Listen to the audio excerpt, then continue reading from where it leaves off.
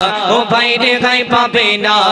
আসল নকল হারাম হালাল যারা বোঝে না ও ভাই যারা বোঝে না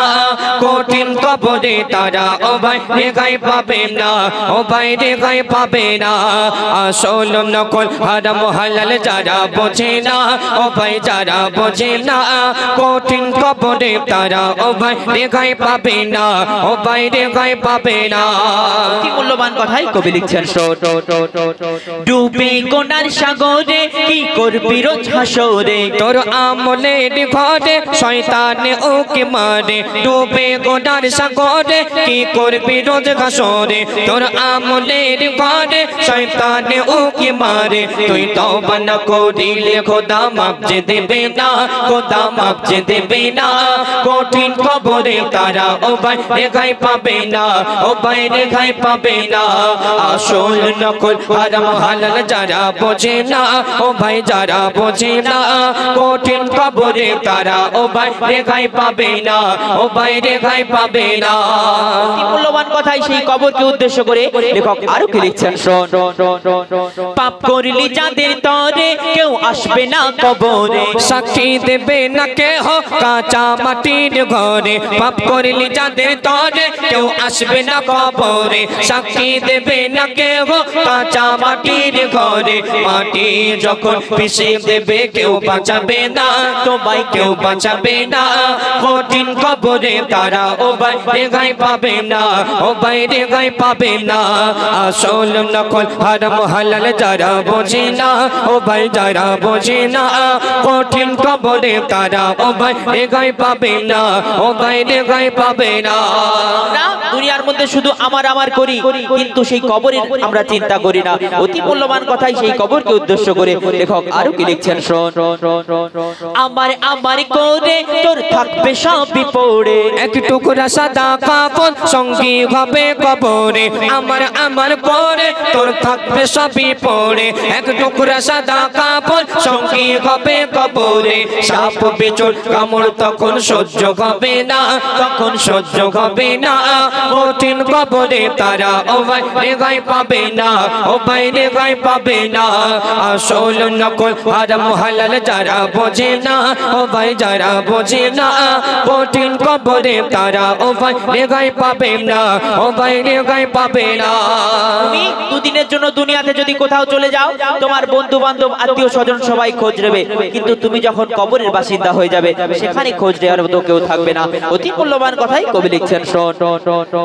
পাপ করলি যাদের তরে কেউ আসবে না কবরে শান্তি যদি পেতে চাও শান্তি যদি পেতে চাও ঈমান করো গো পাকা থাকবি কবরে একা কেউ করবে না আর দেখা শান্তি যদি পেতে চাও ঈমান করো গো পাকা থাকবি কবরে একা কেউ করবে না আর দেখা শান্তি যদি পেতে চাও ঈমান করো গো পাকা মুনকার নেকির হাত থেকে কেউ ছাড়া পাবে না কেউ ছাড়া পাবে না